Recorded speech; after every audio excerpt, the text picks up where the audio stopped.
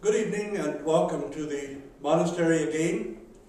We're well into August and our little drought has finally broken here in British Columbia. Global warming, that thing that's not actually happening, has radically changed our weather here. In fact, we had part of a glacier break loose yesterday and caused a massive mudslide that's probably causing, there'll probably be the evacuation of an entire Pemberton Valley in British Columbia, because global warming has caused the glaciers to start breaking down and melting, and huge pieces of them are falling off now and disappearing. I wanted to talk about two things this evening, so we'll probably have two broadcasts.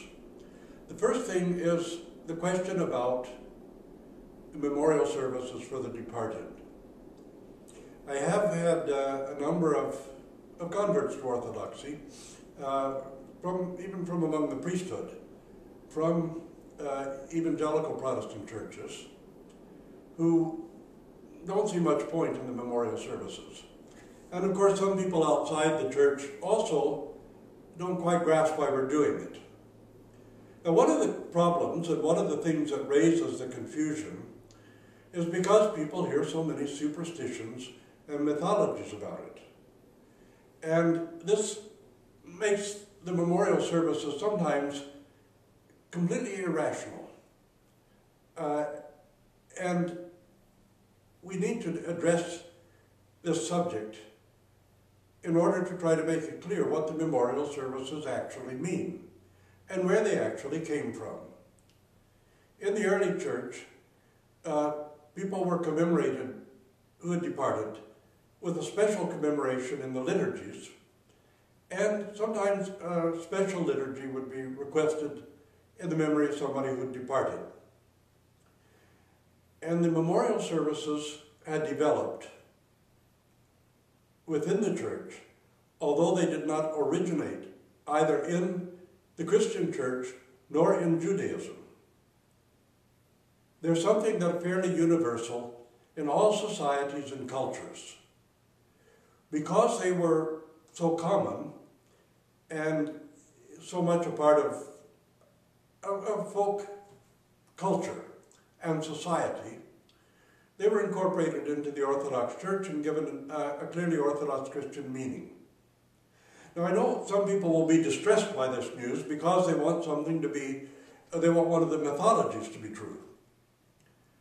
And I hear different stories, like the memorial services help pray a person out of hell. Of course, nobody's in hell, and hell doesn't exist until the second coming, but anyway, some people think that. And there's a fantastic tale, from where it originated, absolutely no one knows. It's attributed to an event in the life of St. Macarius of Egypt, although it has nothing to do with St. Macarius of Egypt at all.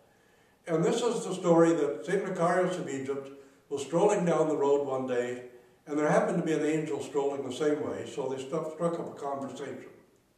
And Macarius said, we have these memorial services for the departed, but I haven't got a clue what they mean. So can you explain it to me? So the angel starts explaining it to him.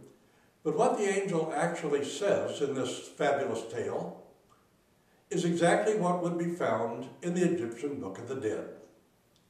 It's simply a pagan tale from pagan Egypt, which somebody transposed and wanted to put it into the words of Macarius of Egypt, although it certainly has nothing to do with St. Macarius. In this tale, the soul wanders for 3 days to places where it used to like to go, and so we serve a memorial service on the 3rd day because it stops its wandering.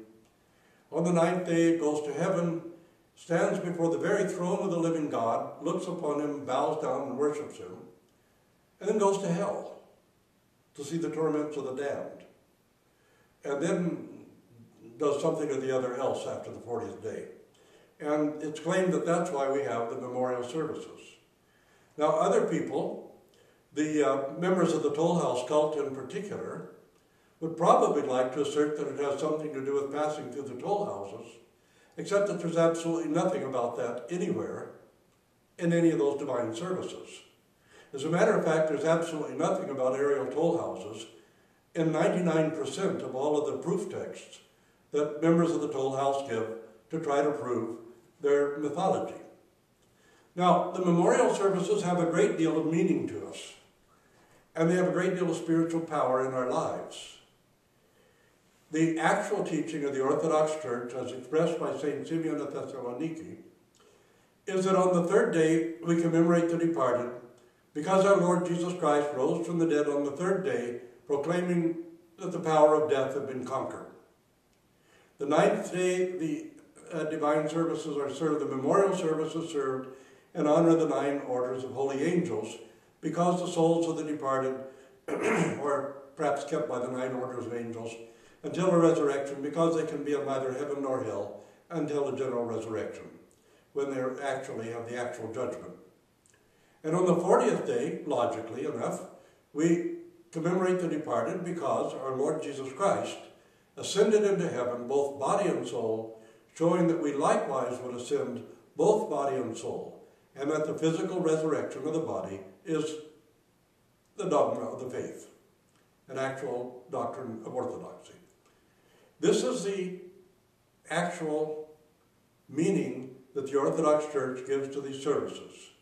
Nothing about praying anybody out of hell or praying anybody out of purgatory or out of Hades or out of a halfway house or any of this turnpike theology about toll houses.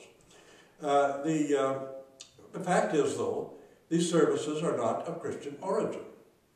The Orthodox Church simply gave them a profoundly Christian meaning. They originated in the stepping away from grief rituals that exist in all cultures, in all societies.